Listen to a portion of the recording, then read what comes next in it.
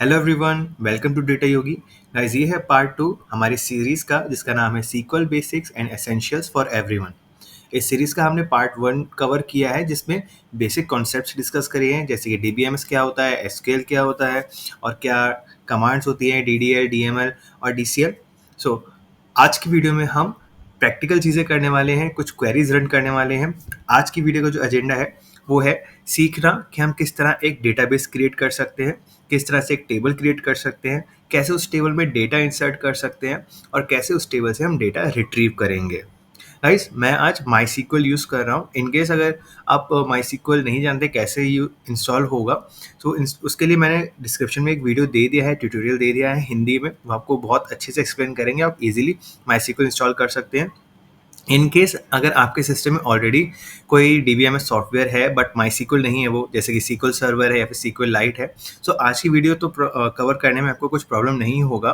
But आने वाली video में थोड़ी प्रॉब्लम हो सकती है, बिकॉज बहुत सारी कमांड्स ऐसी होती हैं जो कि डीबीएस सिस्टम्स में अलग अलग यूज़ होती है। सो आई विल सजेस्ट कि अगर आप पहली बार कोई डीबीएस सिस्टम इंस्टॉल कर रहे हैं तो माई सीक्वल ही करिएगा, ताकि आप इस सीरीज़ के साथ सही से फॉलो कर सके। तो चलिए चलते हैं मेरी माई सीक्वल की स्क्रीन की तरफ। वर्क सो ये है हमारा माई सीक्वल वर्कबेंच। यहाँ पे आप देख सकते हैं मेरे ऑलरेडी काफ़ी सारे डेटाबेस क्रिएटेड हैं, बट मैं एक नया डेटाबेस आज क्रिएट करूँगा। सो डेटाबेस क्रिएट करने के लिए हमको इस कमांड यूज़ करनी होती है, क्रिएट डेटाबेस। अब यहाँ पे हमने क्रिएट डेटाबेस यानी कि जो हमारा सॉफ्टवेयर है, सिस्टम है, डीबीएमएस सिस्टम, उसको बताया कि एक डेटाबेस क्रिएट करिए। अब वो किस नाम को क्रिएट करना है, हम वो नाम यहाँ पे देंगे डेटाबेस 1।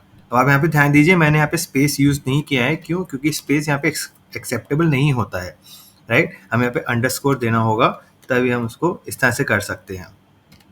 इसको एग्जीक्यूट करने के लिए आपको कंट्रोल के साथ एंटर प्रेस करना है, राइट, और साथ में सेमीकोलन मत भूलिएगा एंड में। हमारा डेटाबेस जो है क्रिएट हो चुका है। मैं यहाँ पे रिफ्रेश करके आपको दिखाता हूँ। ये देखिए, डेटाबेस 1 हमारा डेटाबेस क्रिएट हो चुका है।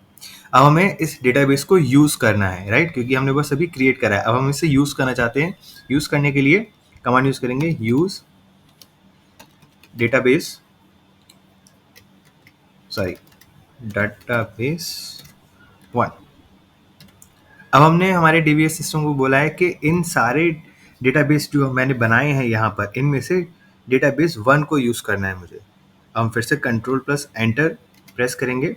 आप नीचे यहाँ पे देखिए, यहाँ पे सब ग्रीन टिक्स, यहाँ पे ग्रीन मार्क्स आते जा रहे हैं, जो जो हमारी सीक्वल क्वेरी सही से एग्जीक्यूट हो रही है। अगर यहाँ पे कोई भी एरर आएगा तो ये एग्जीक्यूट नहीं होगी, यहाँ पे रेड मार्क आ जाएगा, बट ये ग्रीन मार्क आ रहा है, यानी कि हमारी क्वेरी सही से एग्जीक्यूट हो रही है। ये देखिए, अब हमने जैसे ही हमने डीबीएमएस यूज़ किया, हमारा डेटाबेस यहाँ पे ओपन हो गया। तो यहाँ पे टेबल्स का ऑप्शन आ गया, व्यूज, स्टोर पोजीशंस, फंक्शंस। ये सारी चीज़ें हम इस डेटाबेस में क्रिएट कर सकते हैं। अब हम एक टेबल को अपने डेटाबेस में एक टेबल क्रिएट करेंगे। टेबल क्रिएट करने के लिए भी सिमिलर कमांड है, बस डेटाबेस को टेबल से रिप्लेस कर लीजिए। क्रिएट डेटाबेस की जगह क्रिएट टेबल। हमारे टेबल का नाम होगा एनुअल रिजल्ट। ये मैं एक डमी टेबल टाइप बना रहा हूँ, जिसमें कि मैं स्टूडेंट्स की आईडीज, नेम और उनके टोटल मार्क्स आउट ऑफ 100 वो मेंशन करूँगा।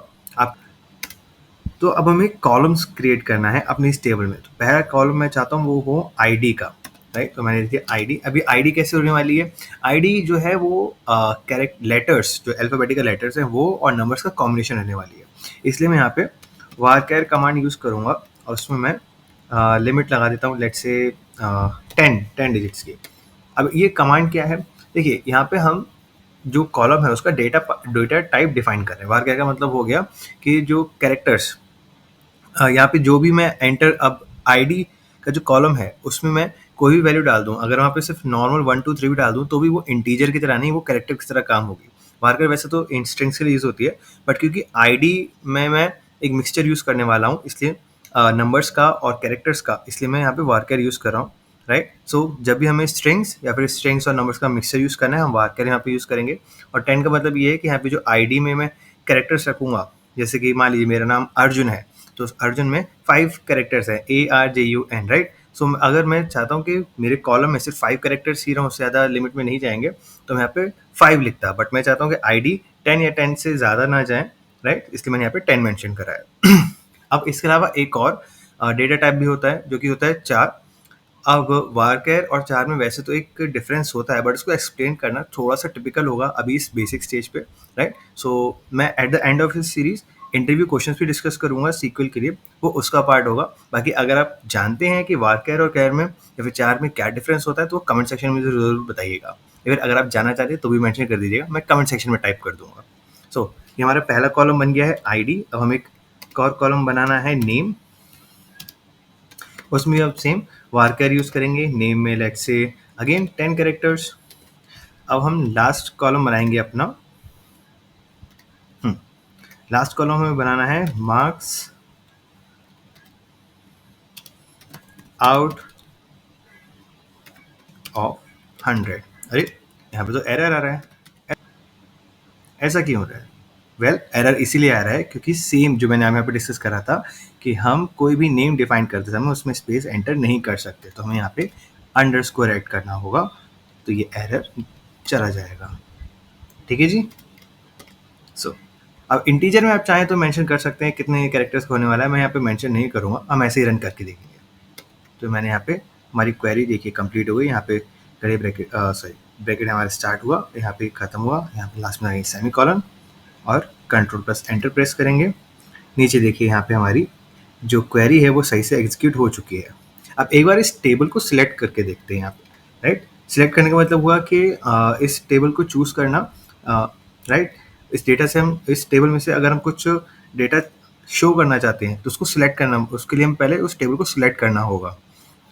तो सिलेक्ट कमांड हम यूज़ करेंगे। सिलेक्ट हमारी जो कॉलम है हम उसका एक नाम दे सकते हैं, बट अगर मैं चाहता हूँ कि सारे कॉलम्स शो हों उसके लिए हम यूज़ करेंगे स्टार। स्टार का मतलब होता है ऑल।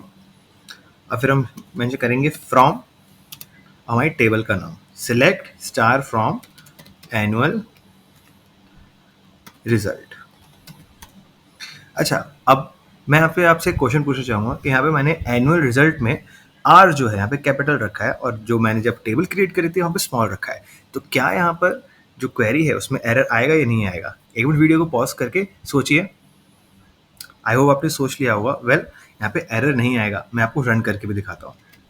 ये देखिए हमारी टेबल हमारे सामने आ चुकी है, एरर नहीं आया। क्यों? क्योंकि जो सीक्वल है वो केस सेंसिटिव नहीं होता है। सेंसिटिव का मतलब यहाँ पे अगर आपने आर यूज़ किया है तो वो अगर आप कैपिटल यूज़ करें या स्मॉल यूज़ करें तो उसका कुछ फ़र्क नहीं पड़ेगा। हालांकि पाइथन जो कि प्रोग्रामिंग लैंग्वेज है वो केस सेंसिटिव होती है। वहाँ पे ये रिजल्ट, राइट, अगर आप किसी एज अ वेरिएबल यूज़ कर रहे हैं इस रिजल्ट को और इस रिजल्ट को यूज़ कर रहे हैं तो ये दोनों अलग अलग होने वाले हैं, राइट।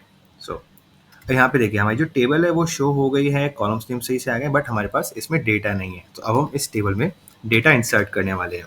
डेटा इंसर्ट करने के लिए हम कमांड यूज़ करेंगे इंसर्ट इनटू हमारी टेबल का नाम एनुअल रिजल्ट, राइट। अब हमें कॉलम सेलेक्ट करने हैं जिसमें हम चाहते हैं कि डेटा जाए। तो हमें आईडी में भी डेटा चाहिए, हमें नेम में भी डेटा चाहिए। अगेन हमारी सीक्वल लैंग्वेज जो है वो केस सेंसिटिव नहीं है, तो मैं स्मॉल एन के साथ भी नेम यूज़ कर सकता हूँ। यहाँ पे मुझे मार्क्स आउट ऑफ 100, जो कि मैं मेहनत नहीं करूँगा दोबारा लिखने की, उसको कॉपी पेस्ट करेंगे। ये लीजिए, ठीक है। अब हमें साथ में यूज़ करना है वैल्यूज़। अब यहाँ पे हम इस टेबल में इन कॉलम्स में जो डेटा चाहते हैं वो हम मेंशन करेंगे। ध्यान रखिएगा कि जो ऑर्डर आपने दिया है कॉलम्स का आप वही यूज़ करें। जैसे कि पहले आईडी है तो हम पहले आईडी देंगे। आईडी होगी हमारी A1, ठीक है जी। अब फिर हमें देना है नेम, तो नेम लेट से रख लेते हैं जॉन। अब हमें मार्क्स देने हैं।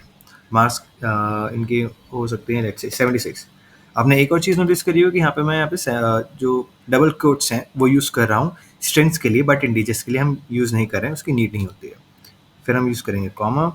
हमें और वैल्यूज़ चाहिए तो हम और वैल्यूज़ ऐड करेंगे। यहाँ पे मैंने टैब प्रेस करा है ताकि थोड़ा देखने में अच्छा लगे हमारा कोड। वेल इस चीज़ को ये चीज़ें आपको थोड़ा ध्यान रखना चाहिए। आप जब भी कोई क्वेरी क्रिएट करें या फिर इवन पाइथन जैसी लैंग्वेज में कोड क्रिएट करें तो वो दिखने में थोड़ा अच्छा लगे। ये चीज़ अगर मैं सेम लाइन में लिख दूँ तो भी वर्क करेगी, बट वो रीडेबिलिटी नहीं आएगी। इस कोड को मान लीजिए आप आज तो एक सेम लाइन में लिख रहे हैं, आपको समझ में आ रहा है, बट आप अगर 4 दिन बाद इसको दोबारा देखेंगे तो आपको पढ़ने में समझने में दिक्कत आएगा कि आखिर आप इस कोड का एक्चुअल रिजल्ट क्या होने वाला है, राइट। सो कोशिश करिएगा कि आपका कोड जो आप लिखें वो रीडेबल भी हो। मैं ज़्यादा वैल्यूज़ एंटर नहीं करता हूँ, सिर्फ 2 ही वैल्यूज़ देते हैं। वरना वीडियो ज़्यादा लंबी हो जाएगी। जॉन हो गया, लेट्स से टीना, ठीक है, टीना के हम मार्क्स डाल देते हैं 100।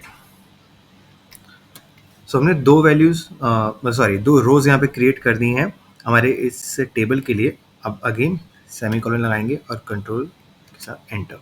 हमारी टेबल में जो डेटा है वो इंसर्ट हो चुका है। अब हमें क्या करना है, हमें दोबारा से डेटा देखना है, तो हम क्या करेंगे, दोबारा से ये कमांड लिखेंगे select star from annual result. नहीं, हम दोबारा नहीं लिखेंगे, हमने यहाँ पे सेमीकोलन यूज़ करा है, राइट। सेमीकोलन यूज़ करने का फ़ायदा यही है कि SQL को पता है कि ये क्वेरी यहाँ पे ये देखिए स्टार्टिंग से एक बार देखते हैं, क्रिएट डेटाबेस 1, राइट, उसके बाद हमने सेमीकोलन लगा दिया, तो SQL समझ गया कि यहाँ पे ये क्वेरी यहाँ पे शुरू हुई और यहाँ पे ख़त्म हो गई, राइट। तो जब मैं यहाँ पे कर्सर लाके एंटर करूँगा तो ये इसी क्वेरी को दोबारा एग्जीक्यूट करेगा, लेकिन हमें एरर मिलेगा। क्यों? क्योंकि ऑलरेडी डेटाबेस 1 यहाँ पे एग्जिस्ट करता है। आपको एक बार करके दिखाता हूँ। ये देखिए नीचे यहाँ पे हमारे पास एरर आ गया। क्यों? क्योंकि जो डेटाबेस 1 है वो ऑलरेडी एग्जिस्ट करता है। ऐसे अगर मैं सेमीकोलन यूज़ नहीं करूँगा मान लीजिए कहीं भी, और यहाँ पे लास्ट में लाके कंट्रोल के साथ एंटर प्रेस करूँगा, तो SQL क्या करेगा, वो ऊपर से लेके नीचे तक सारी क्वेरीज रन करना शुरू कर देगा, जिससे कि एरर्स आने लगेंगे। तो हमें वो नहीं चाहिए, इसलिए हम हर क्वेरी के बाद एक सेमीकोलन लगाएंगे, और इससे हम अपनी क्वेरी को रीयूज़ भी कर सकते हैं। जैसे कि ये select star from annual result के बाद जब हम कंट्रोल एंटर करेंगे तो हमें हमारा डेटा देखने को मिल जाएगा। ये रहा हमारा डेटा, राइट। सो यहाँ पे हमने सिलेक्ट कमांड भी यूज़ कर ली, डेटा रिट्रीव भी कर लिया, टेबल भी क्रिएट कर ली, डेटाबेस भी क्रिएट कर लिया। अगर आप चाहते हैं कि एक सिंपल कि हम सिर्फ एक या दो कॉलम सेलेक्ट करें, उसके लिए क्या करेंगे, सिलेक्ट कमांड यूज़ करेंगे, अपने कॉलम का नाम मेंशन करेंगे जो कि है ID, कॉमा लगाएंगे, एक और कॉलम चाहिए तो उसका भी नाम डाल देंगे, वो है नेम। फिर हम क्या करेंगे, इसके आगे हम फ्रॉम एनुअल रिजल्ट हमारी टेबल का नाम दे देंगे और सेमीकोलन लगा देंगे। नहीं, ये तरीका वैसे काम तो करेगा ही। अगेन मैं आपको रन करके दिखाऊँ, राइट, रिजल्ट हमको सेम ही मिलेगा, बट अगेन 1 लाइन में पूरा कोड लिखना is not a good practice. मैं चाहता हूँ कि अगर आप इस सीरीज़ के थ्रू सीख रहे हैं तो इस तरह से सीखें कि आप सेम चीज़ एक इंटरव्यू में भी प्रेजेंट कर सकें। तो ये चीज़ का आप ध्यान रखिएगा, कोई भी आप कोड बनाएं उसको कोशिश करिएगा कि वो थोड़ा कंसाइज रहे, रीडेबल रहे, राइट। अब और क्या तरीके हो सकते हैं डेटा रिट्रीव करने के यहाँ पर। सो वैसे देखा जाए तो हम यहाँ पे ग्रुप बाय फंक्शन कभी मैं आपको दिखा सकता हूँ, बट वो थोड़ा नया हो, वो थोड़ा शायद एक्स्ट्रा हो जाएगा अभी के लिए। नेक्स्ट वीडियो में हम एग्रीगेट फंक्शंस और ग्रुप बाय फंक्शन दोनों का एक साथ में देखेंगे, साथ में हैविंग भी शायद कवर हो जाएगा। मे बी 5 पार्ट से ज़्यादा ही सीरीज़ के पार्ट्स हो जाएंगे। सो आप चैनल को सब्सक्राइब जरूर करिएगा, वीडियो को लाइक जरूर करिएगा, और मुझे कमेंट सेक्शन में शेयर कर दीजिएगा कि आपको और क्या क्या चीज़ें SQL में सीखनी है। नेक्स्ट पार्ट में जैसे मैंने बताया कि हम aggregate functions, group by function और हैविंग ये सीखेंगे। वेयर फंक्शन भी कोशिश करूँगा कि अगली वीडियो में कवर हो जाए, अदरवाइज ये टॉपिक्स को फिर से मुझे 2 वीडियोस में डिवाइड करना पड़ेगा। सो आई होप गाइज आपको आज की वीडियो अच्छी लगी होगी, इन्फॉर्मेटिव लगी होगी। Thanks for watching this video guys, मिलते हैं अगली वीडियो में।